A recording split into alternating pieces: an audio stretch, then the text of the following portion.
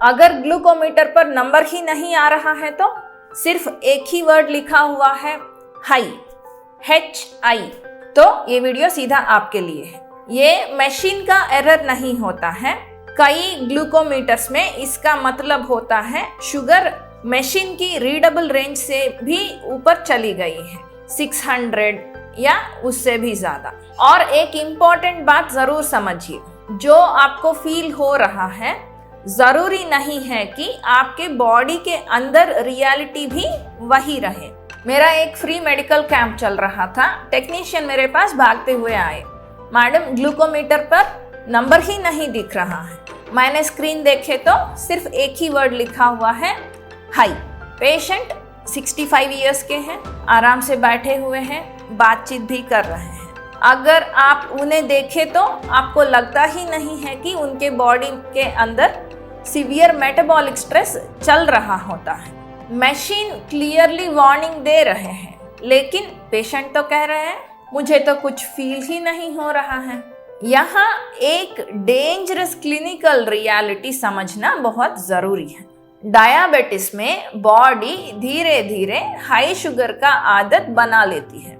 High sugar normal लगने लगता है और सिर्फ बॉडी ही नहीं, ब्रेन को भी लगता है कि ये हाई शुगर ही न्यू नॉर्मल है। इसीलिए पेशेंट्स को ज्यादातर सिम्टम्स भी नहीं दिखता है, लेकिन अंदर क्या चल रहा होता है? किडनी बहुत स्ट्रेस में रहता है, ब्रेन डिहाइड्रेशन को हैंडल करने में लगे हुए रहते हैं और शरीर तो इंटरनली इमरजेंसी के साइड जा रहा होता है और पेशेंट तो नॉर्मल बातचीत ही करते रहते हैं। अच्छी बात ये थी कि उन्होंने ये सिचुएशन को लाइटली लिए नहीं, इमीडिएट ट्रीटमेंट स्टार्ट किए और कुछ दिन में ब्लड शुगर भी नॉर्मल रेंज में पहुंच गए हैं। यहाँ इम्पॉर्टेंट चीज ये था कि बॉडी अडेप्टेशन डेंजरस है लेकिन रिवर्सिबल भी थी।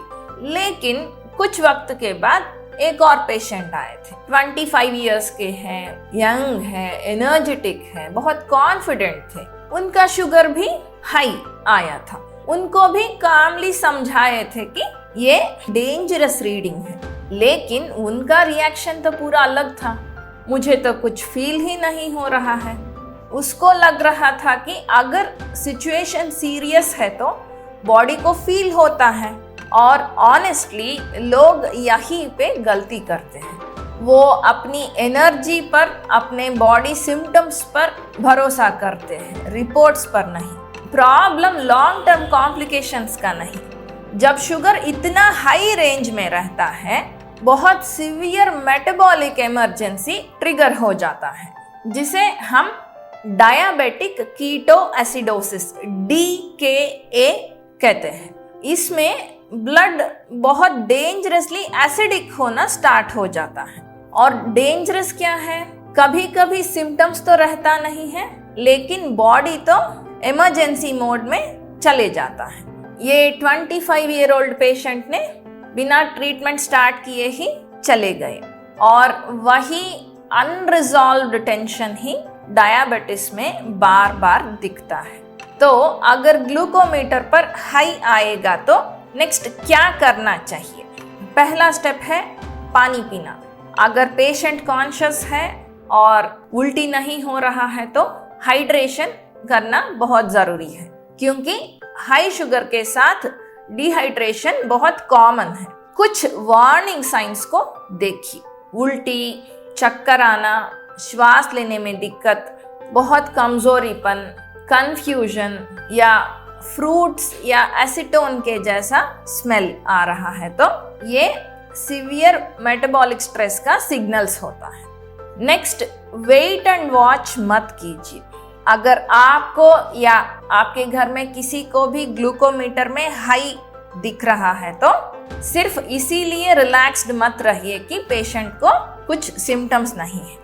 कभी कभी बॉडी इसी तरह हाई शुगर का आदत बना लेते हैं और स्पेशली अगर पेशेंट बहुत कंफ्यूज्ड है, श्वास लेने में दिक्कत हो रहा है या उल्टी हो रहा है तो घर पर कैजुअली ऑब्जर्व करना गलत हो सकता है।